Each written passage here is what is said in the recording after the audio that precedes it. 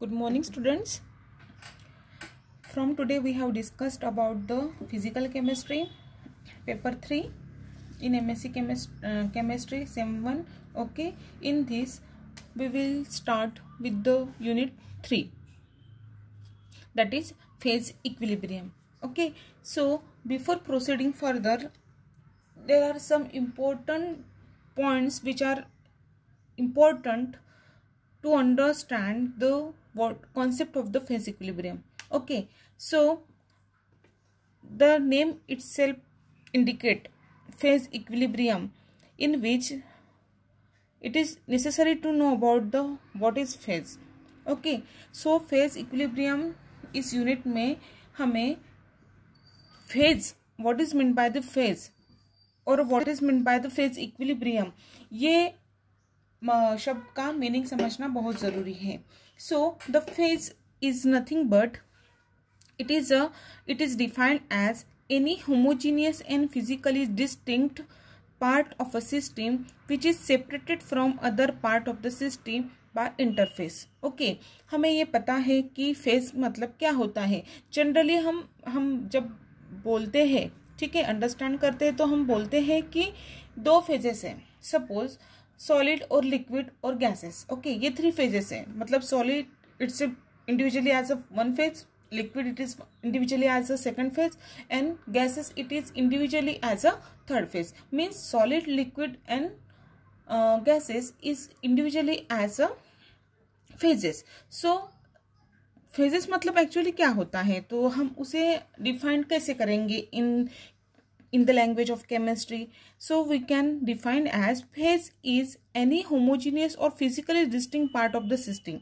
Phase ये होता है जो होमोजीनियस होता है. ठीक है, होमोजीनियस एंड हेट्रोजीनियस हमें आज तक हमने पढ़ा है. तो homogeneous means same and physically distinct part of the system. Same है वो, होमोजीनियस मतलब सेम रहेंगे, एक ही फेज में रहेंगे. And physically distinct part, physically मतलब क्या होगा, वो डिस्टिंक्ट रहेगा. मतलब जैसे 2 पार्ट लिए हैं, एक सॉलिड और लिक्विड है, तो सॉलिड में यदि लिक्विड मिक्स किए हैं, तो यदि वो मिक्स होते हैं तो वो क्या बोलेंगे, फिजिकली वो क्या होंगे, डिस्टिंक्ट होंगे क्या, नहीं होंगे. वो यदि अलग अलग होते हैं, मतलब सपोज वाटर और आइस क्रिस्टल हम डालते हैं, तो वाटर और आइस क्रिस्टल अलग अलग हमें दिखते हैं.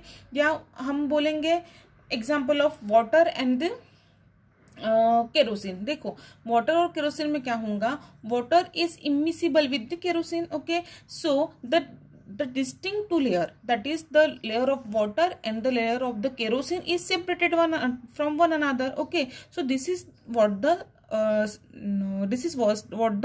distinct part of the system which is separated from one another of the system is interface, is called as the phase. Okay, so this is nothing but the phase. ये understand हो गया है.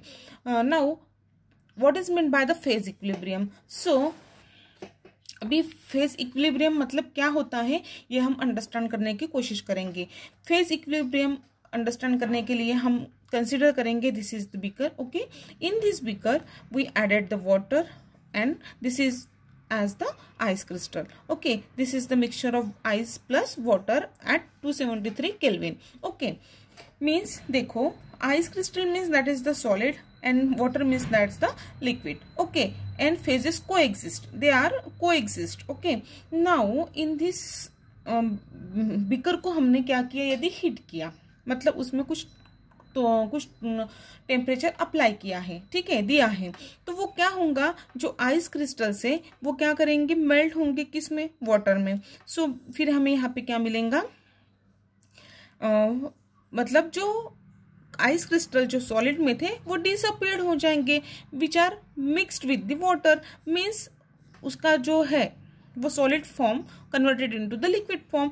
Means ये पूरा जो form था वो किस फॉर्म में आया है, सॉलिड फेज का लिक्विड में. मतलब सॉलिड फेज क्या हुआ, डिसअपियर हुआ.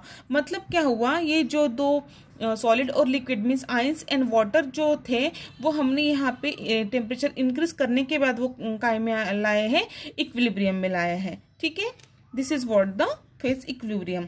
Phase equilibrium is a balance between phases that is coexist of two or more phases in state of dynamic equilibrium. Okay, वो कैसे आएंगे?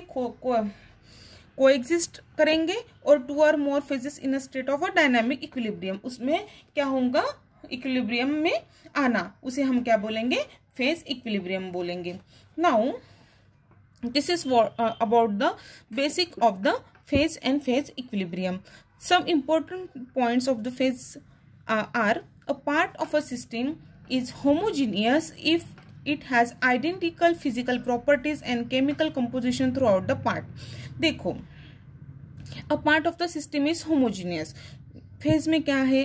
हमने डेफिनेशन में अभी पढ़ा था कि it is a homogeneous part of the system. Okay, so phase system कैसे रहेंगी? फेज की होमोजीनियस रहेंगी if has identical physical property, उसकी कुछ ना कुछ एक फिजिकल और केमिकल प्रॉपर्टी रहेंगी through out the composition. Okay, now second part that is a phase may be gas, liquid और सॉलिड.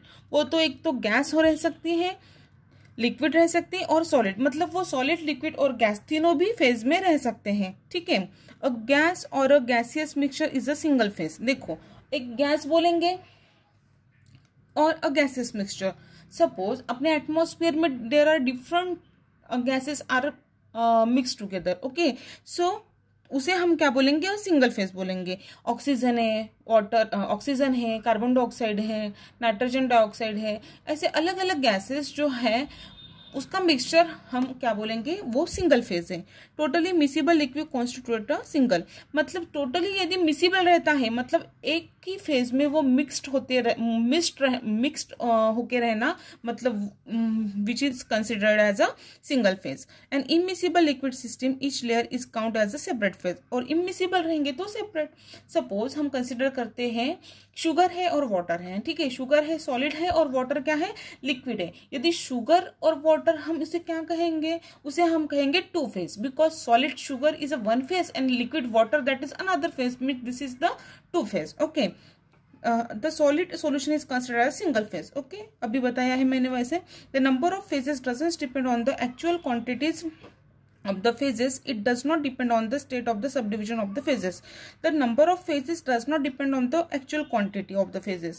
मतलब जो phases जो है उसकी क्वांटिटी के ऊपर वो डिपेंड नहीं करती. It does not depend on the state of the sub division of the phases and it does not, और वो उसके सब डिविजन स्टेट के ऊपर भी वो डिपेंड नहीं करते. ठीक है, these are the basic points of the phase equilibria. Okay, thank you.